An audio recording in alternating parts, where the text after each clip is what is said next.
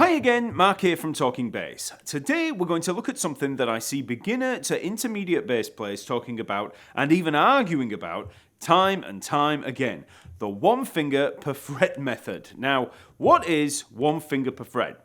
Well, it's a simple way of assigning the fingers to frets. If we take a C here at the third fret of the A string, and if we play that C with the first finger, the index finger, then we can assign each of the fingers to the subsequent frets.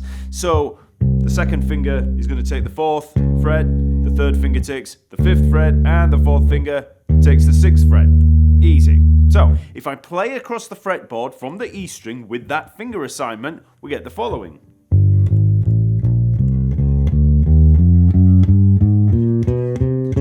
It's one finger per fret. So that's the one finger per fret method, and we can use it for playing things like scales. So if we take a C major scale as an example, we can start on that second finger there at the third fret of the A string, which means the first finger takes the second fret, and so on. So we play the scale.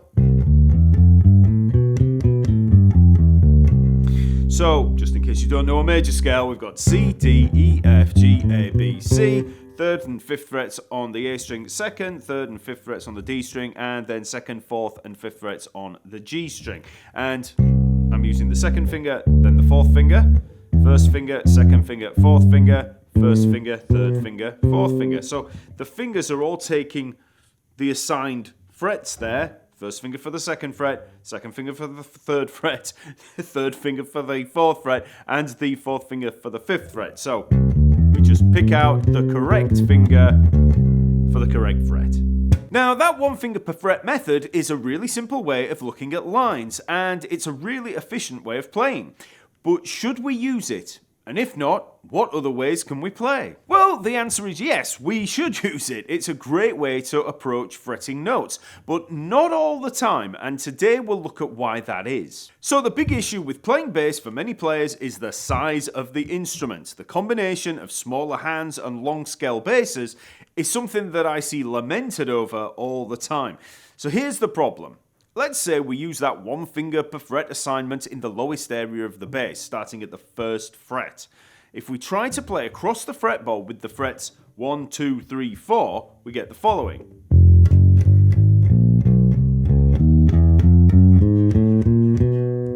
Now, I've got fair-sized hands with a pretty good stretch from 35 years of playing and building that dexterity, but to a beginner or someone with small hands, that line can be very difficult to play. The mistake here that many players make is they tend to try and stretch the hand into that full 4-fret span the whole time while playing the line. They sometimes mistakenly think that one finger per fret means holding the hand in a one finger per fret position all the time, and that's not the case at all. One finger per fret is simply a finger to fret assignment. The key to playing in a lower area like that is micro shifting. You need to move the hand. So we can do this by just slightly pivoting the thumb and moving the hand just on that axis. So if we were to play the F there, first fret of the E string with the first finger, and then we play the second fret, that's usually going to be a fairly easy stretch for most people. But then when we play the third finger, just pivot slightly round. So by the time I've finished, when I get to the A flat there at the fourth fret of the E string, the first finger here is over the second fret. Move the hand. You don't need to hold it in that position. So if I was to hold the fingers very close together, I can just still use the same fingers, 1, 2, 3, 4, but I'm just bringing the hand round. You know, still using those same fingers, but micro shifting to accommodate the stretch. Now, as an example of a line that's a little more practical, let's try an F natural minor scale. So this is going to be F, G, A flat, B flat, C, D flat, E flat, and up to the F. So first, third, and fourth frets on the E string, then same again, first, third, and fourth frets on the A string, then first and third fret on the D string. So that's the F natural minor scale. So we're using the fingering first, third, fourth, first, third, fourth, first, third. Now this is one of those lines that people with very small hands or that just aren't used to the instrument yet will probably find a little bit tricky. So all you have to do is micro shift. If I was to try and hold my hand in that position, yes, like I've said, I can do it, but you know, if you've got tiny hands or you just don't have the dexterity yet, it might feel like quite difficult. So we've got, that's it if I hold my fingers in place. But I probably would never do that. I'll probably move the hand as I come up. Okay, so first, make the shift with the hand. You can see there, the first finger's over the second fret when I move to that position. So, third finger takes the third fret, but I've moved. Look where the fingers move to. First finger, third finger, look where the first fingernet is now. It's over the second fret. Then I can just take the fourth finger there at the fourth fret and move a little bit more if you have to. So I'm moving all the time.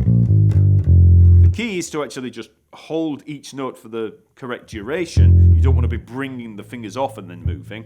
So you leave it till the last second, or well, not even a second. You leave it till the actual move to move, okay? So when you need the G, then you move. Don't bring off the finger and then play it. And that will ensure that the line is clean as you're playing through. So that would be the best way to approach playing one finger per fret, shifting the hand. But do we always need to use this one finger per fret method? Well, the answer to that is no. First of all, let's say we're playing an incredibly simple bass line, working through root notes on a chord progression of F to G minor to C. So F, first fret of the E string, G at the third fret, and then C at the third fret of the A string. So do I need to, see this line as one finger per fret all the time? No, of course not. I could play those notes with one finger of the fretting hand like this.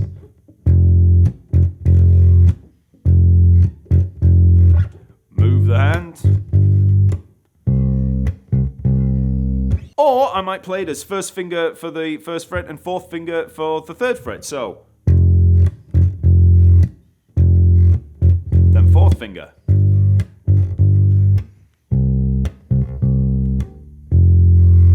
So with simple bass lines like that, just simple root notes, you can play them how you want, as long as the timing and the tone are all good. Now here's another obvious example, an octave pattern. If we play the F octave here at the first fret of the E string and the third fret of the D string, okay, you should all know that. Is anyone really going to fret that upper octave with the third finger? Okay, just as you would with one finger per fret. No. It's much more comfortable and more economical to play with the fourth finger. So the hand simply falls into that position more naturally. So I'm playing first finger for that, the F on the bottom and the fourth finger on the top. It's just a natural hand position as opposed to third finger, where you're trying to move across. That would be the fingering for the one finger per fret method. But now, first and fourth. So this is where a 3-fret finger assignment comes into play. Something some people refer to as semandal positioning because of how it's closer to double bass positioning. And this is where we simply assign the fingers to a 3-fret spread using the first, second and fourth fingers, although it's generally just going to be the first and fourth fingers.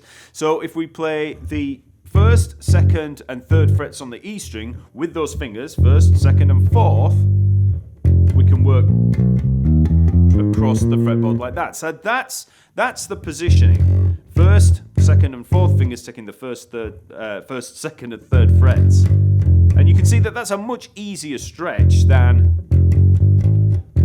1, 2, 3, 4. We've just got 1, 2, 3 in terms of the frets.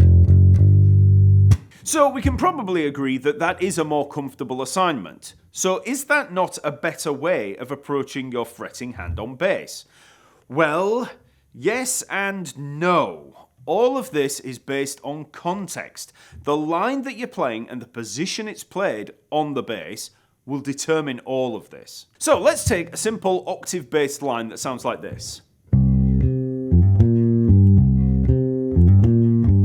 So we're playing on C here. This is going to be C, 3rd fret of the A string, then C at the 5th fret of the G string. And then we have this hammer on of F to G, 3rd to 5th fret on the D string, and then we play the B flat at the 3rd fret of the G string. Then we come back to the G at the 5th fret of the D string just to return.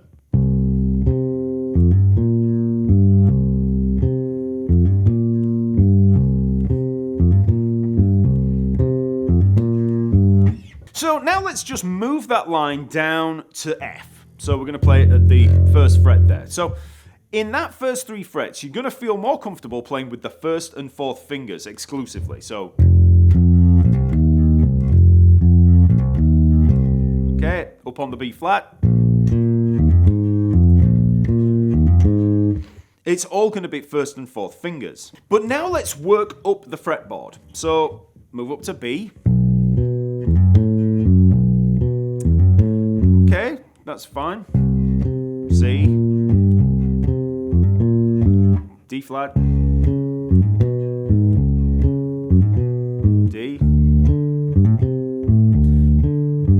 Now at this point, you'll probably start to feel like the fingers are starting to come together a little bit more. It's starting to feel a slight bit more congested. It's not as natural as the hand might be down here. Now this is often obviously dependent on the hand size. You know, if you've got very tiny hands, then it might still feel like a stretch. You never know, but I'm starting to feel it's getting a little bit more congested. Then E.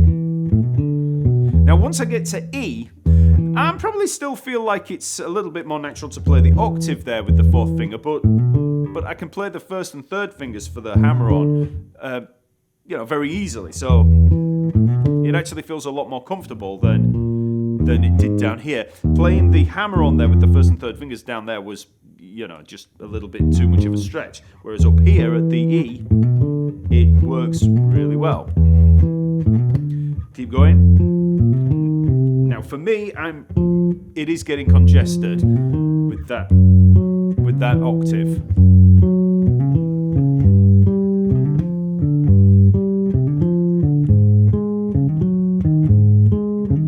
And at this point, around the 12th fret, I actually find it a lot easier to play the octave with the 1st and 3rd fingers. So at this point, it has become 1 finger per fret. It started out just that 3 fret spread. Now,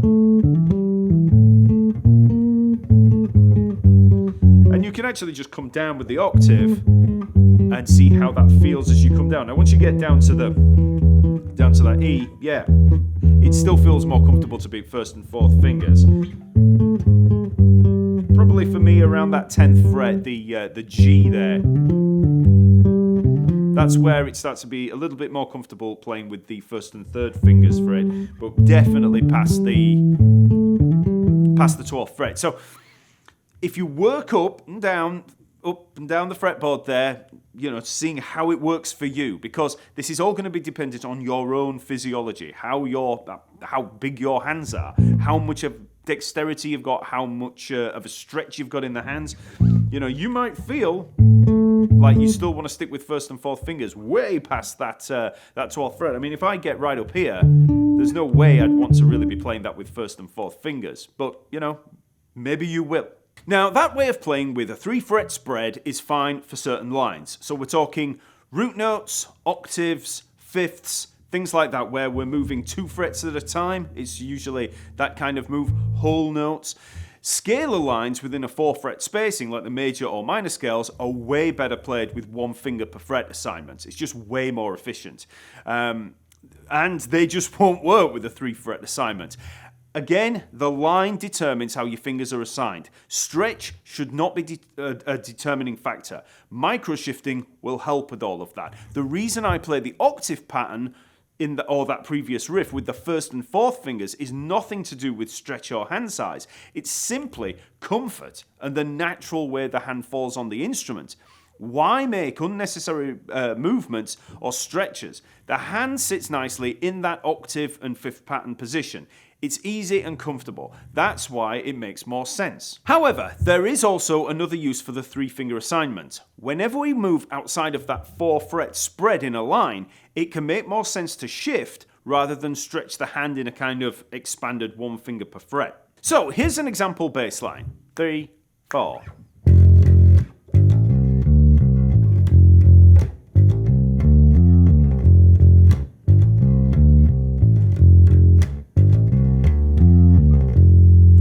So here I'm playing the F at the first fret of the E string, 2 eighth notes, 1, and then we've got these two little 16th notes of G to A, 3rd to 5th fret on the E string. Then we play C, D, C, A. So 3rd, 5th, 3rd fret A string, 5th fret on the E string.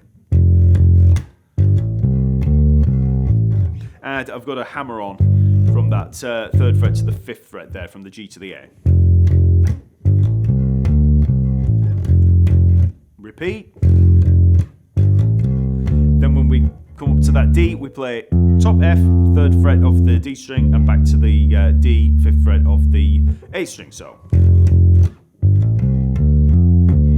that's the riff. So.